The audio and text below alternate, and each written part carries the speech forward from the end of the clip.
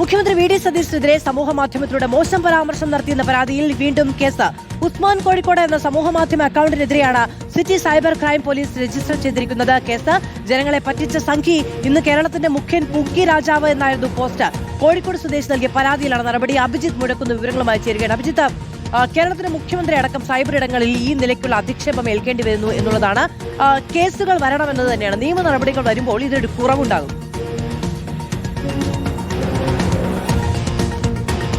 തീർച്ചയായും മാധു, അങ്ങനെ തന്നെയാണ് പ്രതീക്ഷ. മുഖ്യമന്ത്രിക്കെതിരെ മാത്രമല്ല പലർക്കെതിരെയും, പ്രത്യേകിച്ച് സ്ത്രീകൾക്കെതിരെയൊക്കെ ഈ രീതിയിലുള്ള അശ്ലീല പരാമർശങ്ങൾ സമൂഹമാധ്യമങ്ങൾ വഴിയൊക്കെ നടക്കുന്നത് നമ്മുടെ ശ്രദ്ധയിൽപ്പെടാറുണ്ട്. അതിനെതിരെ നടപടികളൊക്കെ ഒരു ഭാഗത്ത് പുരോഗമിക്കുകയും ചെയ്യാറുണ്ട്. ഈ ഒരു സംഭവം എന്നുള്ളത് ഉസ്മാൻ കോഴിക്കോട് എന്നൊരു അക്കൗണ്ടിൽ നിന്നാണ് സമൂഹമാധ്യമങ്ങളിൽ കുറച്ച് ദിവസങ്ങൾക്ക് മുൻപ് ഇങ്ങനെയൊരു പോസ്റ്റ് പ്രത്യക്ഷപ്പെട്ടത്.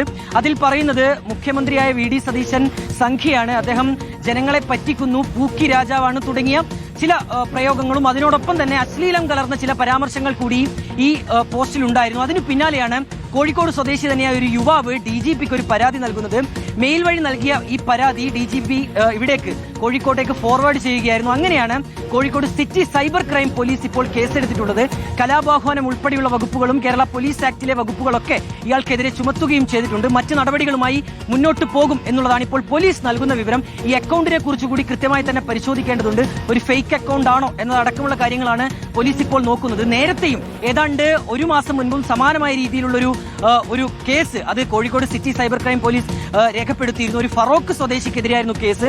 പിന്നീട് അയാളുടെ അറസ്റ്റ് ഉൾപ്പെടെയുള്ള നടപടികളിലേക്കും പോലീസ് കടന്നിട്ടുണ്ട്. അതായത് മാധു, ഈ രീതിയിൽ സമൂഹ മാധ്യമങ്ങൾ വഴി അശ്ലീല പരാമർശങ്ങൾ, അധിക്ഷേപ പരാമർശങ്ങളൊക്കെ നടക്കുന്ന സാഹചര്യത്തിൽ കൃത്യമായ നടപടിയുമായി പോലീസ് മുന്നോട്ട് പോകുന്നു എന്നുള്ളതാണ് നിലവിലെ ഏറ്റവും പ്രധാനപ്പെട്ട കാര്യം. ശരി, കോഴിക്കോട് സ്വദേശി നൽകിയ പരാതിയിലാണ് ഇപ്പോൾ നടപടി ഉണ്ടായിരിക്കുന്നത്. അഭിജിത്ത് മുഴക്കുന്നാണ് വിവരങ്ങൾ നൽകിയത്. മറ്റു വാർത്തകൾ കൂടി